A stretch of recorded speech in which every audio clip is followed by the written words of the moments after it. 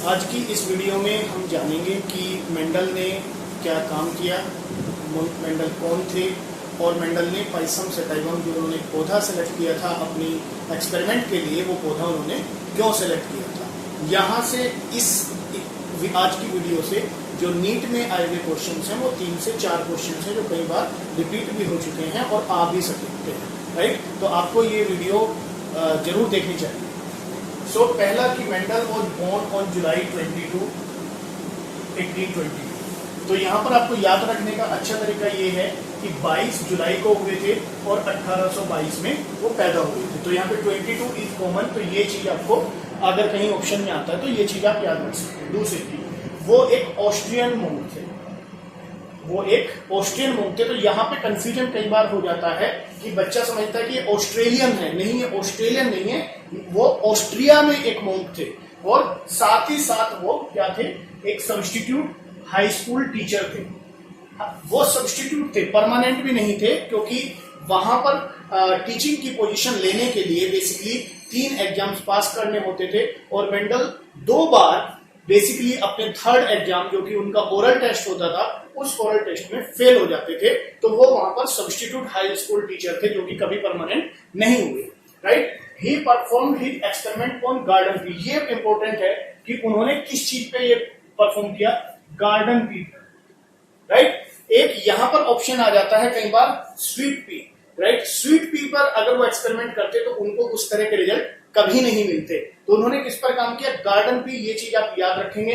या garden pea को दूसरा नाम दे दिया जाता है एडिबल पी, जो कि खाने लायक पी है, राइट। जिसका साइंटिफिक यानी कि जो बोटानिकल नेम है वो है पाइसम सेटाइवम, राइट। ये आप याद रखेंगे, ये पॉइंट बहुत इंपॉर्टेंट है। किस पर काम किया, गार्डन पी पर, ना कि स्वीट पी पर, राइट। दूसरा एडिबल पी पर काम किया और इसका जो बोटानिकल नेम है वो क्या है, दैट इज पाइसम सेटाइवम। तीसरी बात यहां से आप याद रखेंगे कि उन्होंने कितने साल काम किया, उन्होंने 7 इयर्स काम किया। कितने साल काम किया, 7 इयर्स काम किया, जो कि जो पीरियड है वो 1856 से लेके 1863 के बीच में है। तो ये चीज आप याद रखेंगे, ये इंपॉर्टेंट है पॉइंट और यहां से कई बार क्वेश्चन पूछा जा चुका है, ठीक। उन्होंने अपने काम को, ही published his work in Brunn society of the study of natural sciences with किस एक्सपेरिमेंट्स के नाम से किया, एक्सपेरिमेंट्स ऑन प्लांट हाइब्रिडाइजेशन। याद रहेगी बात, किसमें किया, Brunn society of the study of natural sciences with the name of experiment on plant hybridization. ये चीज याद रखेंगे कि उन्होंने किस नाम से अपने पेपर को पब्लिश किया था इस सोसाइटी में जाकर, राइट। मेंडल ने जब अपने काम को पब्लिश किया तो उनको उतना ज़्यादा फेम नहीं मिल पाया, क्योंकि उसी टाइम पर डार्विन ने एक बुक पब्लिश करी थी जिसका नाम था ओरिजिन ऑफ स्पीसीज, और ओरिजिन ऑफ स्पीसीज को ही ज़्यादा फेम उस टाइम पर मिला। तो मेंडल का जो वर्क था वो कहीं नीचे दब के रह गया था और उस काम को बहुत ज़्यादा फेम नहीं मिला था। So in 1900 there were the 3 scientist, 3 scientist थे, Hugo de Vries, Carl Correns and Tschermak. इन्होंने तीनों ने इंडिपेंडेंटली इस काम को किया, इसी काम को कर रहे थे वो, और उसी काम को रीडिस्कवर्ड किया।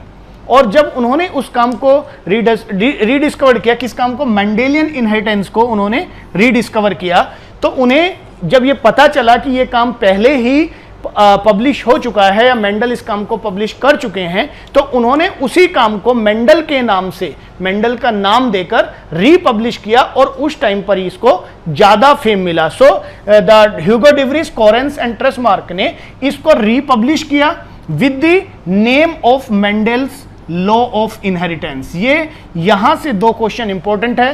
पहला क्वेश्चन ये इंपॉर्टेंट है कि वो 3 कौन से साइंटिस्ट हैं जिन्होंने मेंडल के काम को रीपब्लिश किया। तो याद रखेगा, Hugo de Vries, Correns and Tschermak, right, there are the 3 scientist. तीसरा क्वेश्चन ये आता है कि उन्होंने इसके काम को कब पब्लिश किया। तो 1900 में उन्होंने इस काम को किया था और 1903 में इस काम को रीपब्लिश किया था, राइट। किस नाम से पब्लिश किया था, यहां से दूसरा क्वेश्चन ये आता है, तो वो नाम है Mendel's law of inheritance, right. अब क्वेश्चन ये आता है कि मेंडल्स ने पी प्लांट को ही सेलेक्ट क्यों किया था। मेंडल्स ने क्या इससे पहले किसी और ऑर्गेनिज्म पर भी काम किया था? हाँ, मेंडल्स ने सबसे पहले अपने एक्सपेरिमेंट जो किए थे वो माइस के ऊपर किए थे, लेकिन माइस में उनको क्रॉस कराने में ज़्यादा कंफर्टेबल वो नहीं हो पा रहे थे, इसलिए उन्होंने माइस में उन्हें वो रिजल्ट नहीं मिले। उसके बाद उन्होंने हनी बी को लिया और हनी बी में भी एक्सपेरिमेंट करना चाहे, बट वहाँ भी उन्हें सक्सेस नहीं मिली या उस तरह के रिजल्ट उनको नहीं मिले। तो फाइनली उन्होंने जो प्लांट चूज किया वो था पाइसम सटाइवम, जैसा कि हमने अभी पढ़ा है। तो उन्होंने उस पाइसम सटाइवम को क्यों सेलेक्ट किया, उसके पीछे कुछ रीजंस थे। वो क्या रीजंस थे? सबसे पहला रीजन उसका ये है कि उसमें एक कंट्रास्टिंग कैरेक्टर्स थे, दो अलग अलग कैरेक्टर्स साफ साफ दिखाई देते थे। वो दो अलग कैरेक्टर्स क्या है? जैसे एक पौधा जो था वो काफी टॉल था और एक काफी ड्वार्फ था, काफी छोटा था, तो दोनों में काफी डिफरेंस था जो कि साफ साफ दिखाई देता था। या दूसरा, उन्होंने एक राउंड लिया था सीड वर्सेस रिंकल्ड। तो जो भी दो कैरेक्टर उन्होंने, जो भी दो ट्रेट्स उन्होंने सेलेक्ट किए थे, उन दोनों में काफी डिफरेंस था और वो कैरेक्टर्स जो हैं कंट्रास्ट थे एक दूसरे से और क्लियरली विजिबल होते थे। दूसरा, उन्होंने इसलिए इसको चूज किया था कि उन्हें लार्ज नंबर ऑफ सीड्स मिलते थे and in the end of the experiment उनको लार्ज नंबर ऑफ सीड्स मिलते थे, जिस पर स्टैटिस्टिकल एनालिसिस करना आसान होता था, राइट। तीसरा रीजन उसका ये था कि जो पाइसम सटाइवम उन्होंने सेलेक्ट किया था उसकी शॉर्ट लाइफ साइकिल थी, right. With in few months वो उनको रिजल्ट मिल जाते थे और काफी टाइम उनके पास होता था उस डाटा को एनालाइज करने के लिए, इसलिए उन्होंने पाइसम सटाइवम को सिलेक्ट किया। The most important part is that कि जो पाइसम सटाइवम्स के फ्लावर्स हैं वो सेल्फ पोलिनेट हो सकते हैं। सेल्फ पोलिनेट्स, जब भी हम उस फ्लावर्स को अगर देखें तो जो पी का जो फ्लावर है वो ऐसे होता है, उसका एक पेटल्स ऐसे ऊपर से रहता है। तो उसका रीजन ये होता है कि जो बाहर के और फ्लावर्स हैं उनका पोलिनेशन उसमें नहीं हो पाता, तो सेल्फ पोलिनेशन हो जाता है। और जब सेल्फ पोलिनेशन होगा तो वहां पर प्योर ब्रीड मिलने के चांस होते हैं, क्योंकि बाहर से कोई जीन आएगा ही नहीं, और जब बाहर से कोई जीन नहीं आएगा तो विद इन प्लांट ही जो जीन होगा वही कंटिन्यू करता रहेगा, इसलिए प्योर ब्रीडिंग वहां पर मिलते थे, राइट। ये भी एक रीजन था उसके पीछे उन्हें सेलेक्ट करने का। इसके अलावा जो क्रॉस पोलिनेशन किया जाता था उसे कराना आसान था। कैसे आसान था वो हम आगे पढ़ेंगे। वो इमैस्कुलेशन करते थे, यानी कि जो भी एक फ्लावर्स तैयार होता था और इसमें ओवरी पहले मैच्योर हो जाती है, राइट। जब वो ओवरी पहले मैच्योर हो जाती है तो उसके जितने भी एंथर्स होते थे उसको रिमूव कर देते थे। तो वो करना बहुत आसान था पी प्लांट में, इसलिए उन्होंने पी प्लांट को सिलेक्ट किया। और भी अच्छी बात ये थी, यूजुअली जब वो उन्होंने हाइब्रिड कर बनाया तो उस हाइब्रिड्स के जो पौधे बनते थे, जो हाइब्रिड पौधे होते थे वो फर्टाइल होते थे। यूजुअली ये होता है कि जब हम दो अलग अलग कैरेक्टर्स के प्लांट्स को मिक्स कराते हैं या हाइब्रिड बनाते हैं तो वो स्टेराइल हो जाते हैं, लेकिन यहां पर जो उनको प्लांट्स मिल रहे थे, जो ऑफस्प्रिंग्स मिल रहे थे, वो क्या थे? वो फर्टाइल थे। तो these were the points on the basis of that the Mendel selected the pea plant or Pisum sativum. So now we will understand which 7 characters were taken by Mendels. Mendels ने वो 7 कौन से character लिए थे जिनको लेकर उन्होंने अपने एक्सपेरिमेंट को किया था। वो 7 कैरेक्टर्स थे। साथ ही साथ यहाँ से आपको ये याद रखना है कि जो पाइसम सटाइवम उन्होंने प्लांट यूज किया था, उस पाइसम सटाइवम में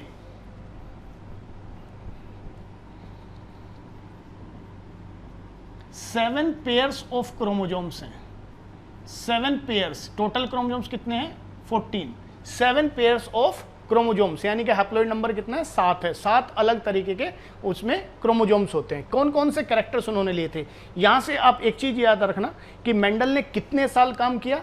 7 साल काम किया। मेंडल ने कितने कैरेक्टर्स पे काम किया? 7 कैरेक्टर्स पे काम किया। मेंडल्स ने जो प्लांट चूज किया था उसमें कितने क्रोमोजोम्स थे? 7 पेयर्स ऑफ क्रोमोजोम्स थे। ये चीज याद रखने का एक तरीका है कि जो नंबर है वो 7 पकड़ के रखेंगे। उनका जन्म कब हुआ था? जैसे 22 जुलाई में हुआ था, 1822 में हुआ था। तो ये याद रखने के तरीके होते हैं कि कैसे हम उन नंबर्स को याद रखते हैं। अब उन्होंने वो 7 कौन कौन से कैरेक्टर लिए थे? पहला कैरेक्टर उन्होंने चूज किया था हाइट। ये एक ऐसा कैरेक्टर है जो उन्होंने सिंगल पेयर, उस पेयर में नहीं लिया था, सिंगल कैरेक्टर था। हाइट में उन्होंने, जैसा कि मैंने बताया कि उन्होंने 2 अलग अलग कंट्रास्टिंग कैरेक्टर्स को लिया था, जैसे डोमिनेंट ट्रेट और रिसेसिव ट्रेट। तो ये याद रखेंगे आप कि कैरेक्टर और ट्रेट में क्या डिफरेंस है। इस कैरेक्टर में 2 ट्रेट्स हैं, एक डोमिनेंट ट्रेट और एक रिसेसिव ट्रेट। कैरेक्टर क्या हुआ? हाइट। ट्रेट क्या हुआ? एक ट्रेट हुआ टॉल और एक ट्रेट हुआ ड्वार्फ। जो ड्वार्फ है वो रिसेसिव कैरेक्टर है और जो टॉल है वो डोमिनेंट कैरेक्टर है। जो जीन इस कैरेक्टर को कंट्रोल करता है वो जीन कौन से क्रोमोसोम नंबर पर लोकेटेड है, वो है क्रोमोसोम नंबर 4, राइट। यहां से आपको एक याद रखने का अच्छा तरीका यह है कि कौन कौन से वो 3 कैरेक्टर्स हैं जो 4 क्रोमोसोम्स को बिलोंग करते हैं। ये क्वेश्चन भी पूछा जा सकता है कि 4 क्रोमोसोम्स थे, क्रोमोसोम नंबर 4 पर कौन से 3 कैरेक्टर्स लोकेटेड या कितने कैरेक्टर्स लोकेटेड हैं। तो 3 कैरेक्टर्स लोकेटेड हैं क्रोमोसोम नंबर 4 पे। अच्छा, यहां से अब उन्होंने देखिए एक कैरेक्टर ऐसा लिया जो सिंगल था, बाकी कैरेक्टर्स उन्होंने डबल से लिए। जैसे फ्लावर से उन्होंने 2 कैरेक्टर चूज किए, राइट, फ्लावर की पोजीशन और फ्लावर का कलर, राइट। उन्होंने पोड से 2 कैरेक्टर चूज किए, पोड की शेप और पोड का कलर। उन्होंने सीड से 2 कैरेक्टर चूज किए, सीड का कलर और सीड की शेप। तो बाकी सबसे उन्होंने 2-2 कैरेक्टर चूज किए और एक लिया हाइट से। कौन कौन सी 4 चीजें लिखी उन्होंने? हाइट लिया, फ्लावर लिया, पोड लिया, सीड लिया, राइट। तो हाइट, टॉल एंड ड्वार्फ दूसरा कैरेक्टर उनका आया, this is the first character. The second character flower की पोजीशन।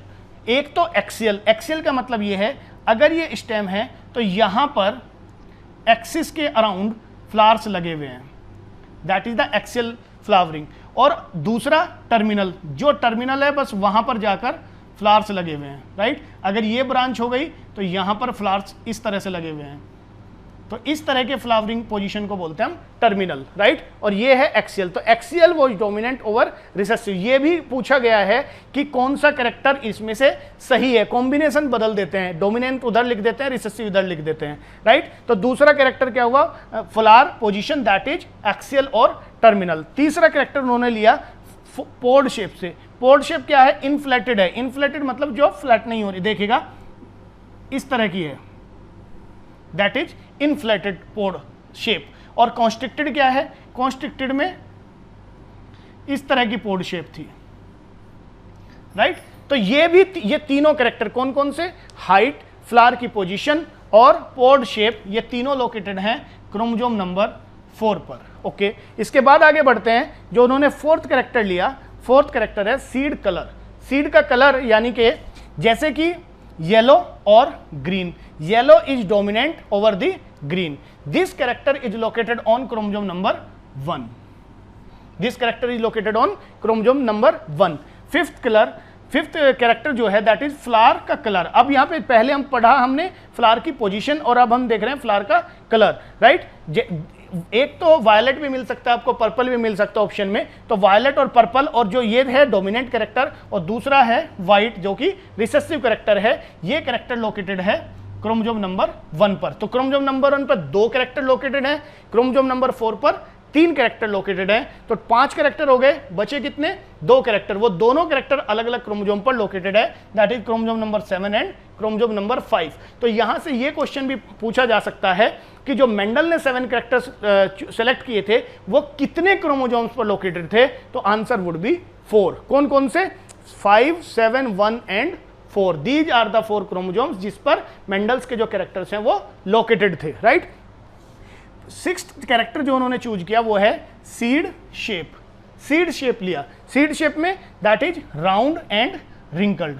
तो सीड वाला जो सीड की शेप वाला है, इससे पहले हमने क्या पढ़ा? सीड का कलर, और ये है सीड शेप। सीड शेप कहां पे लिया?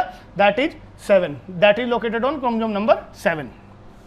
पोड कलर, पहले हमने पोड की शेप ली और अब हम ले रहे हैं पोड का कलर। कौन से क्रोमोसोम पर है? Chromosome number 7। क्या है? ग्रीन और ग्रे। यहां पर कंफ्यूजन होता है, ये क्वेश्चन ऐसे ही पूछा गया है एक बार कि उन्होंने येलो को इधर लिख दिया और इधर इसको ग्रीन लिख दिया। आप बताइए कि जो मटर की फली होती है वो किस कलर की होती है? ज्यादातर वो होती है ग्रीन कलर की, because green is dominant over grey. लेकिन कुछ कुछ बीच बीच में कैसी आ जाती है? ग्रे कलर की आ जाती है। तो यहां कंफ्यूज नहीं होना है आपको, और आपको याद रखना है कि यहां पर जो ग्रीन कलर है वो डोमिनेंट है ओवर दी ग्रे। ये चीज आपको याद रखनी है, ओके। और ये जो कैरेक्टर है ये लोकेटेड है ऑन क्रोमोसोम नंबर 5। ये आपको याद रखना है। 7 कैरेक्टर उसने चूज किए, 7 साल काम किया, और 7 pairs of chromosomes are present in Pisum, सटाइमम